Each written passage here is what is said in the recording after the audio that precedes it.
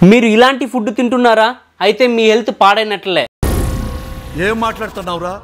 నరాలు కట్ అయిపోయింది. రీహీట్ చేసిన ఫుడ్ తినడం వల్ల కలిగే హెల్త్ ప్రాబ్లం ఏంటి అని చెప్తాను. ఈ వీడియోని సేవ్ చేసుకోండి. ఇందులో మొదటిది రైస్ ని రీహీట్ చేయడం వల్ల అందులో ఉన్న బ్యాక్టీరియా రెట్టింపోయి టాక్సిన్స్ ను రెట్టింపు చేస్తుంది. దీని వల్ల డయేరియా అండ్ వామిటింగ్స్ వస్తాయి. రెండవది మష్రూమ్స్. ఇందులో అధికంగా ప్రోటీన్ ఉంటాయి. రీహీట్ చేయడం వల్ల దీని స్ట్రక్చర్ మారిపోయి డైజెషన్ అండ్ హార్ట్ ప్రాబ్లమ్స్ వస్తాయి. మూడవది పాలకూర. ఈ పాలకూరలో అధికంగా ఐరన్ అండ్ నైట్రేట్స్ ఉంటాయి. దీనిని రీహీట్ చేసి తినడం వల్ల నైట్రైట్స్ నైట్రైట్ గా కన్వర్ట్ అయ్యి క్యాన్సర్ కు దారి తీస్తుంది. ఇంకపోతే నాలుగవది టీని రీహీట్ చేయడం వల్ల అందులో ఉన్న ఫ్లేవర్స్ అండ్ న్యూట్రిషన్ మొత్తం పోయి డైజెషన్ కాకుండా చేస్తుంది. ఐదవది కుకింగ్ ఆయిల్.